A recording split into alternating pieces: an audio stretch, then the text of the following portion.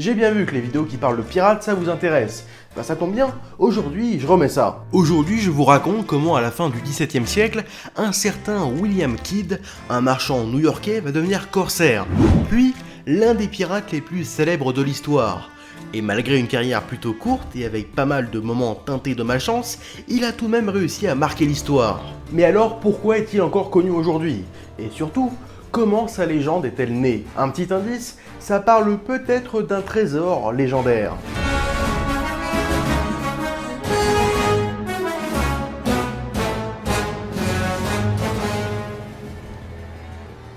On est au XVIIe siècle, et ça fait maintenant près d'un siècle que les grandes puissances européennes comme la France, l'Angleterre, les Provinces-Unies, grosso modo la Hollande, l'Espagne ou encore le Portugal se sont installés aux quatre coins du monde et y ont créé de nombreuses colonies. Car ouais, même si au début les Espagnols et les Portugais ont essayé à eux seuls de se partager le monde entier, il n'a pas fallu attendre très longtemps avant que les autres Européens ne pointent le bout de leur nez. À commencer par les Français qui tentent de s'installer dans les Amériques dès le début du XVIe siècle. Et parmi toutes ces terres que les Européens colonisent, il y a l'Amérique. Et pour pouvoir faire le trajet entre le Nouveau Monde et le Vieux Continent, les Européens se voient obligés d'améliorer rapidement leur flotte. Et oui, les colonies, qu'elles soient en Amérique, en Afrique ou en Asie, génèrent beaucoup de revenus et enrichissent considérablement les grandes puissances européennes. Par exemple, en Amérique, c'est le commerce du sucre et du tabac, récolté par les esclaves, qui représente une bonne partie des revenus issus du Nouveau Monde. Et pour rallier l'Europe, l'Amérique et l'Afrique d'où partent la plupart des esclaves, on met en place le commerce triangulaire. Une véritable mondialisation avant l'heure émerge et certains mettent en place des sortes de multinationales, des entreprises coloniales chargées d'organiser tout ce commerce. Chaque État développe ses propres compagnies commerciales. Les plus connues sont la Compagnie française pour le commerce des Indes orientales, la VOC, la Compagnie néerlandaise des Indes orientales pour les Provinces-Unies, et la East India Company, la Compagnie britannique des Indes orientales pour les Anglais. Et toutes ces compagnies sont en concurrence et mettent en place de grandes flottes, capables de traverser l'Atlantique en emmenant soit des marchandises, soit des esclaves. Les enjeux sur le vieux continent et sur les colonies entraînent forcément de nombreux conflits. Des fois ce sont des guerres officielles, mais quand on veut taper sur son voisin alors qu'on n'est pas en guerre, il existe des moyens un peu plus subtils. C'est ainsi qu'émergent dans les années 1620 les premiers flibustiers, des sortes de pirates qui ne s'attaquent cependant pas aux navires de leur pays d'origine. Mais si vous voulez en savoir un peu plus sur la flibuste, je vous renvoie à ma vidéo sur François l'Olonnais. Voilà, ça c'est le contexte qui précède la naissance de ce bon William Kidd, et ça me paraissait important de vous l'expliquer.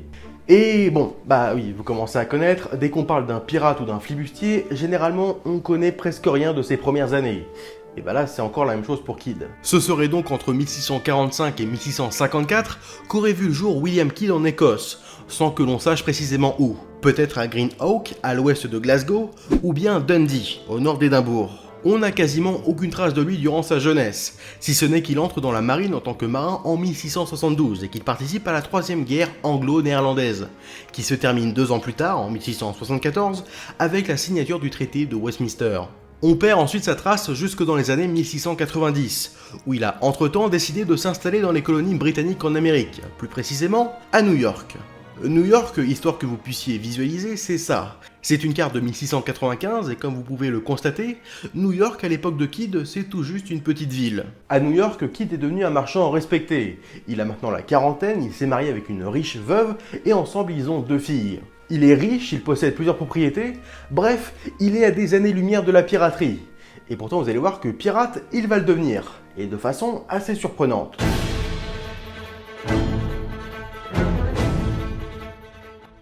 De retour d'un voyage d'affaires en Angleterre, Kidd, qui a l'argent et les compétences pour naviguer, se voit proposer de devenir corsaire, au service de la couronne britannique. Les Anglais ont en effet besoin d'un homme fort, pour protéger leurs navires qui sont sans cesse attaqués par la marine française. Kidd saisit alors sa chance et devient corsaire. En gros, ça veut dire qu'il dispose d'une lettre de marque signée par le roi, qui l'autorise en temps de guerre à s'attaquer aux ennemis de la couronne. Tout cela, évidemment, sans officier directement pour le compte de la marine anglaise. Le titre de corsaire est réservé aux civils, souvent suffisamment aisés, pour pouvoir avoir leur propre navire corsaire et recruter leur propre équipage. Et en contrepartie, les corsaires ont quelques règles à respecter. Déjà, ne pas s'attaquer aux navires alliés, bon ça c'est assez logique, bien traiter son équipage, et les prisonniers qu'il fait sont tous considérés comme des prisonniers de guerre. Et ces prises doivent être toutes déclarées. C'est donc comme ça que William Kidd se retrouve corsaire, et va sillonner un temps les mers en rançonnant tout navire hostile à la couronne britannique, pour la plupart des Français. Kidd est devenu un capitaine expérimenté.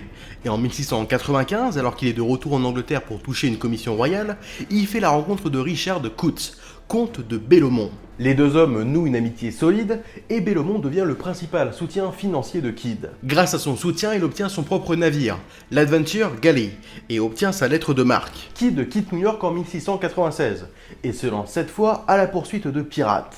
On est alors au début de l'âge d'or de la piraterie.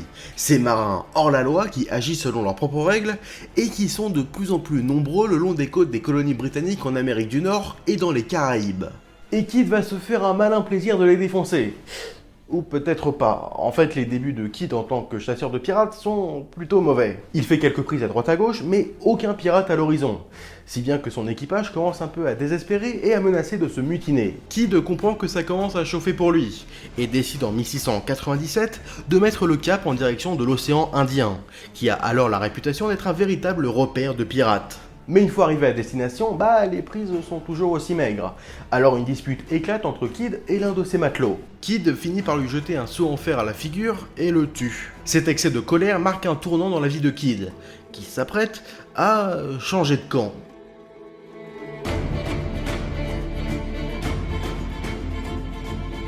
Trois mois après ce malheureux accident, en janvier 1698, le capitaine Kidd n'a toujours mis la main sur aucun pirate. Et sous la pression de son équipage, il choisit de prendre en chasse une frégate. Mais cette frégate, ce n'est pas n'importe laquelle.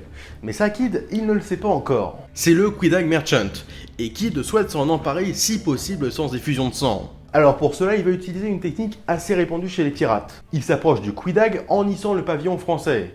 Et le Quedagh en réponse fait de même. Kidd est soulagé parce que si c'est un Français, il peut l'attaquer. Mais une fois à portée, Kidd lance soudainement un abordage. L'équipage du Quedagh se rend sans résister. Mais une fois à bord du Quedagh, Kidd réalise qu'il vient en fait de faire une énorme bêtise. Le navire regorge de richesses, pierres précieuses, or, soie et épices. Mais le hic, c'est que ce navire, il n'est pas français du tout. Cette frégate appartient en fait à un riche marchand arménien qui transporte des richesses à destination de l'empire indien moghol, allié de la couronne britannique. Mais ça ne s'arrête pas là, le capitaine du Quedagh est anglais. Et encore pire, ce navire a été affrété par une compagnie que vous connaissez bien, la compagnie britannique des Indes orientales. Donc Kidd vient en fait, sans vraiment le vouloir, de s'attaquer à son propre pays. Il souhaite tout d'abord faire machine arrière pour éviter d'aggraver son cas, mais devant l'appât du gain et la pression de son équipage, il décide de s'emparer du Quedagh Merchant, qu'il renomme l'Adventure Prize et fait couler l'Adventure Galley, déjà assez vieux. Kidd vient de basculer malgré lui dans la piraterie. Pourtant, il reste persuadé que les choses vont s'arranger et que ses nombreux contacts influents à la cour vont réussir à étouffer l'affaire. Mais il n'en est rien. Une partie du butin de Kidd appartenait en fait à un riche ministre moghol, ce qui du coup déclenche immédiatement une crise diplomatique entre les deux empires. Et la seule solution pour que les tensions s'apaisent, c'est que le seul coupable, William Kidd, soit arrêté. Kidd se retrouve alors poursuivi par des navires anglais et se réfugie en 1698 sur l'île Sainte-Marie, au large de Madagascar, où il y croise son premier pirate, Robert Culliford. Il a traqué pendant 3 ans les pirates sans jamais en croiser un. Et c'est maintenant, une fois en cavale, qu'il tombe sur son tout premier pirate.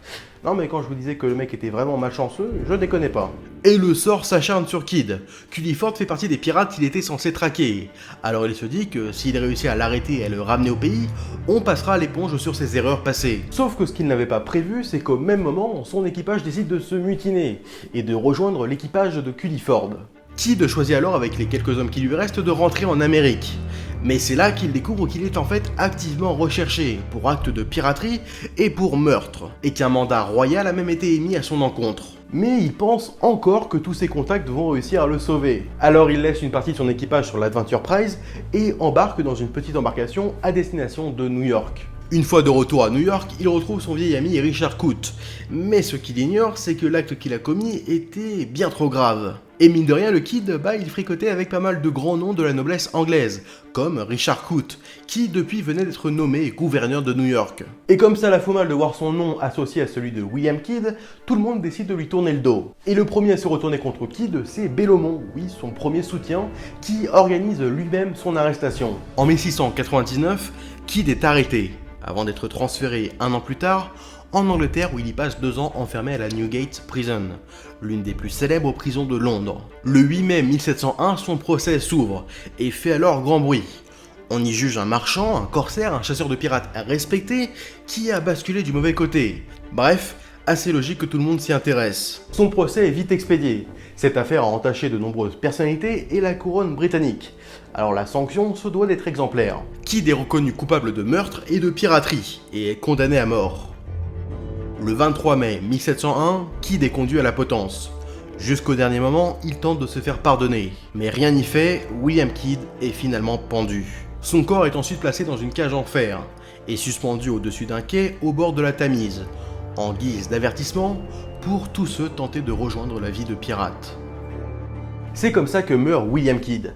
Mais alors, pourquoi est-ce qu'on se rappelle encore de lui aujourd'hui? Car sa vie de pirate n'a duré qu'à peine un an, et que ce soit en tant que corsaire ou pirate, sa carrière sur les mers ne fut pas très brillante. Il est tout simplement devenu pirate malgré lui, en causant du tort aux mauvaises personnes. Mais si sa vie de pirate n'est pas très impressionnante, alors pourquoi est-ce qu'on le retrouve encore sur toutes les listes de pirates les plus célèbres? Eh bien bon, déjà l'histoire du chasseur de pirates qui devient finalement pirate, c'est plutôt classe, et sa vie a inspiré de nombreuses fictions, comme L'île au trésor ou une nouvelle d'Edgar Allan Poe. Mais par-dessus tout, son gigantesque trésor, celui récupéré sur le Quiddag, il est passé où? Et oui, si Kidd est encore connu, c'est grâce à son supposé trésor. Malgré des années de recherche, personne n'a jamais réussi à mettre la main dessus. Ni sur le trésor, ni sur l'épave du Quiddag, qui reste elle aussi introuvable. C'est donc ce mythe d'un trésor légendaire qui aujourd'hui pourrait valoir plusieurs centaines voire plusieurs milliards d'euros qui fait encore aujourd'hui tant fantasmer. Des rumeurs racontent que Kidd aurait eu le temps d'enterrer son trésor dans les Caraïbes avant de se faire arrêter, ou bien qu'il aurait décidé de le faire sombrer avec l'Adventure Galley pour être sûr que personne ne se l'accapare. Aujourd'hui encore, 300 ans après la mort de Kidd, certains cherchent encore sans grand succès. Comme quand en 2015, Barry Clifford, un explorateur américain, remonte à la suite d'une plongée au large de Madagascar ce qu'il présente comme un lingot d'argent issu du trésor de Kidd. Un énorme lingot d'argent de 45 kg qu'il offre au président malgache. Alors, a-t-on enfin trouvé le trésor du capitaine Kidd?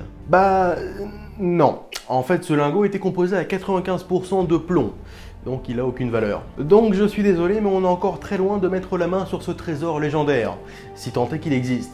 Merci d'avoir regardé cette vidéo, vous pouvez penser au like, aux commentaires, à vous abonner, allez me soutenir sur Utip ou en souscrivant à la chaîne, en allant me suivre sur Twitter ou encore Instagram, ou encore en allant sur le Discord, et moi je vous donne rendez-vous dans de prochains épisodes.